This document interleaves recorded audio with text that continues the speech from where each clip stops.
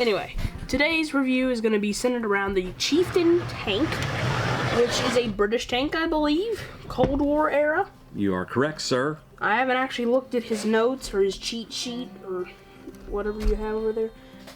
Yeah. Alright. Yeah, I don't know where it went. Oh. So, it's just there. Alright, we'll figure it out. Since we're in the middle of the video, yeah, so that kind of fell off on the trip out here? No, this was long before. Okay. I think it went like there. Didn't go there. I don't know where it went then. I don't know, maybe it did. Leave it there. I think it looks kind of cool. Okay. Alright, anyway, can we? Yeah, get on with the video. History. Yeah, history. Let's bring you guys down and check this out. You want to get him revolving? Sure. Yes. My friends, before you have one of the coolest tanks that Brickmania has ever built.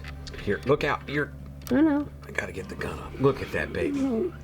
Oh my God, look at the camouflage pattern, the intricate way it's pieced together. This is Andrew Summers' first design for Brickmania, and I think he's done several since. Andrew wrote, "The opportunity presented itself for my first Brickmania design to be a main battle tank with a highly distinct camouflage pattern. A great challenge." And Andrew met that challenge and just knocked it out of the park. The original the kit has 872 pieces. This is the digital download instructions. We didn't actually buy the kit. This is the download, so you can buy it for like $10, I believe. $10. Go to brickmania.com, go to instructions, look up the Chieftain tank, and for $10 you can have the instruction manual as well as a Bricklink file, list of all the parts that you can drop directly into Bricklink, and in a few short days you can have all the parts in your mailbox for building this baby, which originally retailed for $295, which was a bargain. How much was the how much was it to get the pieces roughly? I don't know exactly because I ordered a couple of things together, but my guess is around $100. Alright, here is a Cold War British officer, I believe. And if he's not, then people are gonna really hate on me, but I'm pretty sure this is a British officer. So we'll get him just chilling. This was the main British battle tank for about 20 years, and it was in service from 1966 to 1995. I really like the Holy Roman Empire insignia in there. I think that's the Holy Roman Empire. It's probably not, but it looks like it. I'm not sure what that is. Anyway. I believe that's probably the symbol of the attack group or whatever that this particular Centurion tank belonged to. Anyway. Yeah. So, when it was introduced in '66, it was called the most formidable battle tank in the world because it had the most powerful main gun, a 120 millimeter rifled tank gun, and it had some of the heaviest armor ever put on a tank. Quite formidable. One cool thing about the tank, if you'll notice, it's a lot sleeker than the earlier World War II tanks. And that's in order to reduce the height and the weight of the tank. They designed the hull so that the tank driver, instead of sitting up, kind of laid down. So that brought the whole shape of the tank a lot less in height and saved a bunch of weight in the process. There were some other innovations as well on this tank, some good, not so good. In the not so good department was its its two-stroke engine, which was designed for multi-fuel use. That was pretty much a dismal failure. The tank never did generate any sales among NATO countries, but interestingly, they were exported to about 4 Mid-Eastern countries, where they remain in service to this day. There's about 2,265 Chieftains built between 65 and 85, 48 miles per hour top speed, 400-mile range, and it had a crew of 4, a commander, driver, gunner, and loader. And I'm told the turret, believe it or not, was quite roomy, allowing the crew to be very comfortable. So, even though they're laying down. Sounds a little sus to me, but... No, the only guy laying down is the guy in the driver. He's down in the hull, not the turret. Ah. Yeah, okay. He's just down there chilling. So lots of really neat features. There's some printed pieces, as you can. No printed. They're I'm stick- sorry, they're all printed stickers. You get the Union Jack. You get the searchlight up there. You get the 7.62 machine gun, 7.62 machine gun, and it's just a sharp-looking tank. Really a cool pattern. Yeah. They all weren't this way, but this was the pattern that was used in the tanks that were signed to Berlin during the Cold War. Yes. Yeah. So. An awesome kit. And now you can have that guy just chilling in there. Oh yeah, look at that. Yeah, that's really cool. So, comparatively speaking, what do you think is the major feature of this kit? When I was building it, actually this is the first Lego Brickmania or whatever set I've ever built on my own. I've always built all of them with you. Usually I'm the part finder, but I did this one on my own to help you out because we were running short of time. And the thing that I marveled at is the way it was constructed in little segments, and you looked at one segment and you looked what had been built and you thought there's no way it's going to fit, but it was really cool just fitting that segment in perfectly with what was already built. But just all the intricate stylings, the pieces that are clear, It is rotatable. It's a little iffy in spots, but most of all, it's smooth.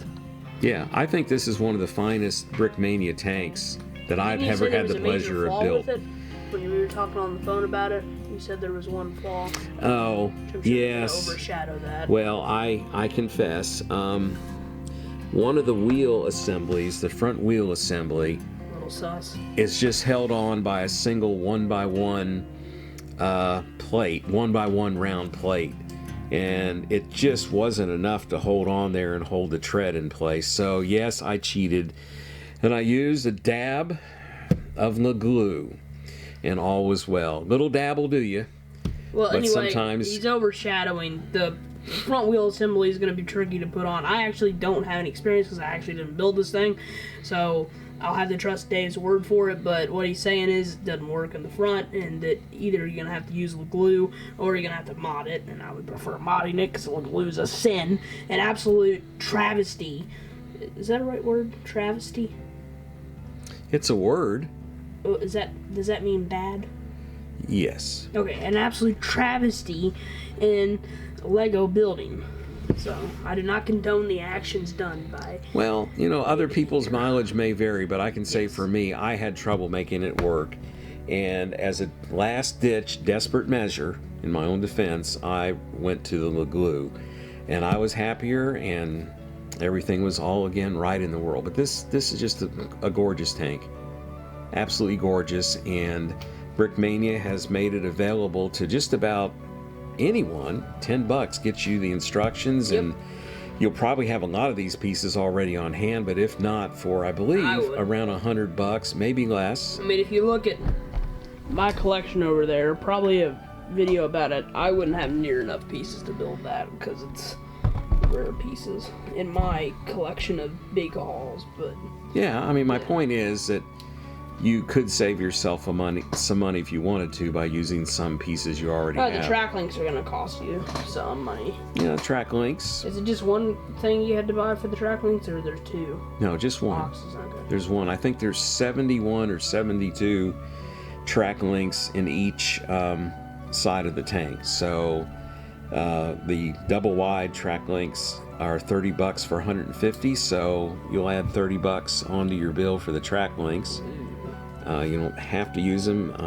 I don't know if regular Lego links would work. I, for some reason, don't think so. These look so much better.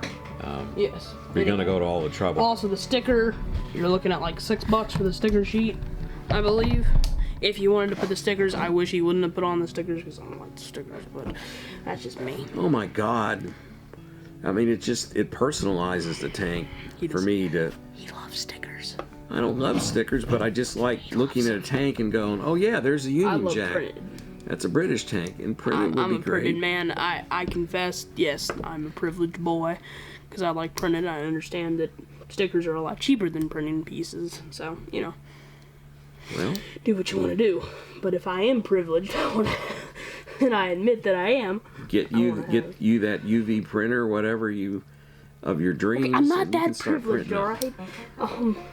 Yeah. Yeah. This is just a beautiful tank. You'll love it. Yep. You'll thank me later. Yeah. And it doesn't actually seem that fragile. The wheel assembly, I think there's too many track links on the wheels on the thing. Because, like, when you pick this thing up... Yeah, I know. It's really sus. Well, so, I put on the prescribed amount. I don't know about that. That's a little... But when it sits down, it fills it up really nicely. Yeah, it's a little sus. We might have to mod it. But overall, I'm actually pretty impressed with it. I can, turn it and it's not going to fall apart. The turret up for the most part is pretty good, but you can kind of bend it a little bit. But how long it is, without using a custom piece, you kind of gonna have to. Also, you're gonna have to buy, isn't that flex tube? Is there a flex tube through there? Yes. Okay, so that's probably pretty expensive. Flex tube. They're not that bad. They're not? Yeah, I don't remember, but $1 maybe. I didn't know. Anyway. Yeah. Still, really, really cool. I'm nitpicking at this point. Really cool set, and I like it. All right. Well, yep. And for $225, like when this thing retail, that's actually $295. Oh, $295. I don't know what year it came out. $300. I mean, nowadays this would be a $495 tank every day of the week. Yeah. It is very sad. All right. Anyway, we'll see you guys on the next review. Thank you for tuning into this one, and we'll see you guys on the next one.